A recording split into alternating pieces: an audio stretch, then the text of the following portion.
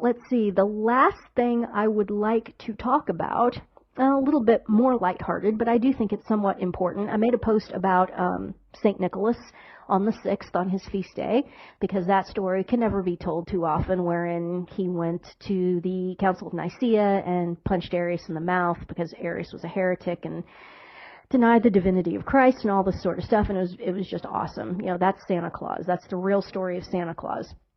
But speaking of Santa Claus, it's that time of year, and there's, you know, a lot of you have children and grandchildren, and I know that it's probably not your favorite thing in the world to take advice on the rearing of children from someone like me who has no children, but one thing that has always bothered me is when people lie to their children about Santa Claus at Christmas and tell them that there is, you know, this old man who wears a red and white suit who comes to our house in the night and clandestinely leaves presents underneath the tree, and these presents are from Santa Claus, etc., etc.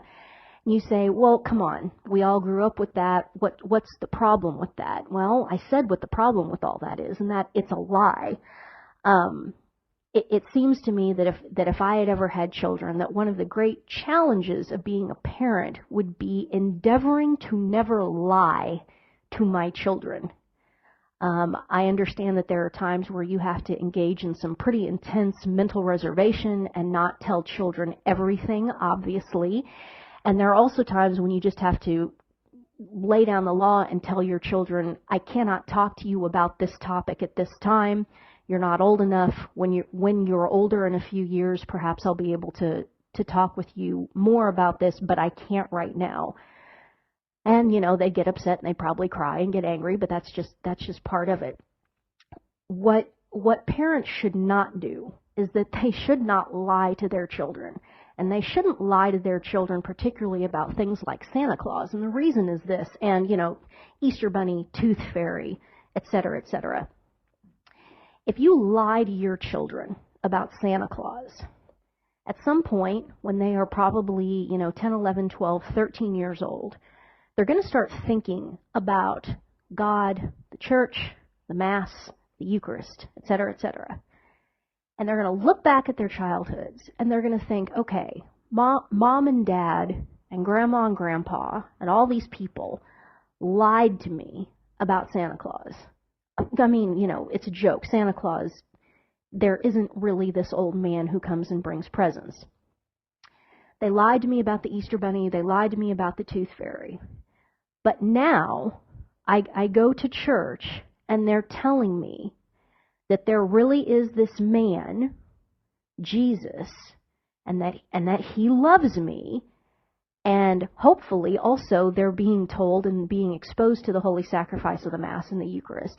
Oh, and they're telling me that little cracker-looking thing, that when the priest says those words over it, that it actually turns into the substance, the physical substance of God, and then we all go up and we eat God.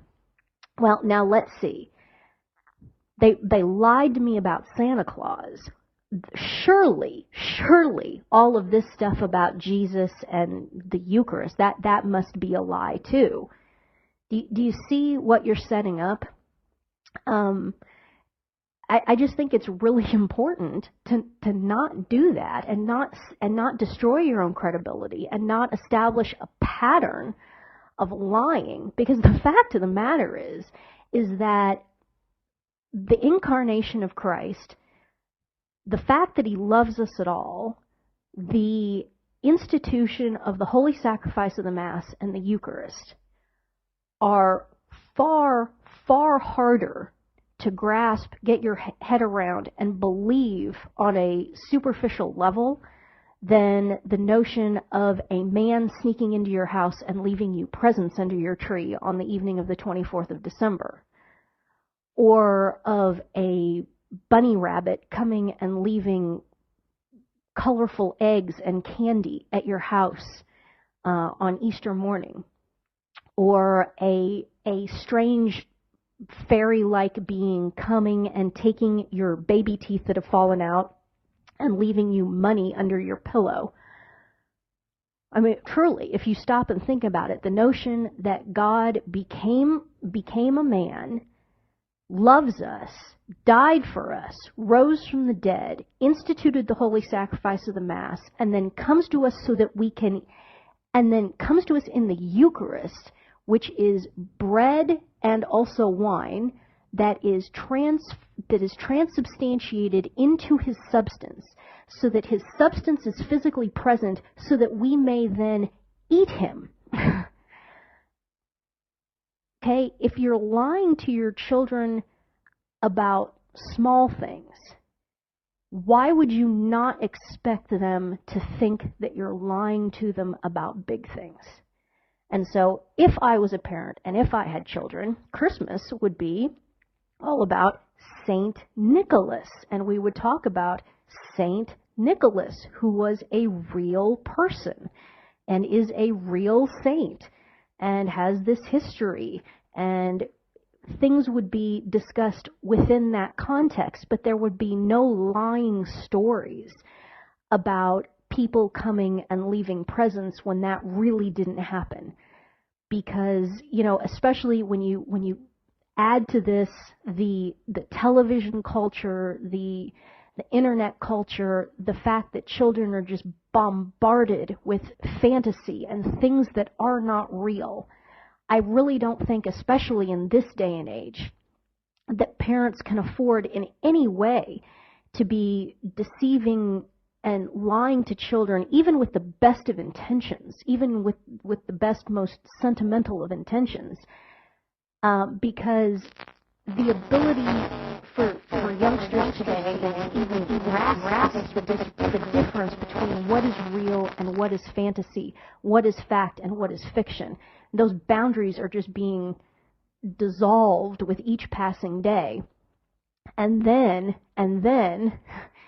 you take them to church and you expect them to believe what you are, these incredible things that you are telling them about the reality of our Lord Jesus Christ and his Holy Catholic Church and the most blessed sacrament of the altar. So I just wanted to speak my piece about that. And as a person who was quite intelligent as a child and who remembers their childhood with crystal clarity, please show your children the respect to not lie to them, because they do hear it, they do realize when they're being lied to, and they do understand what dynamic is at play, and it's not good and it's not healthy. So this Christmas season, let's if we can, let's drop all this talk about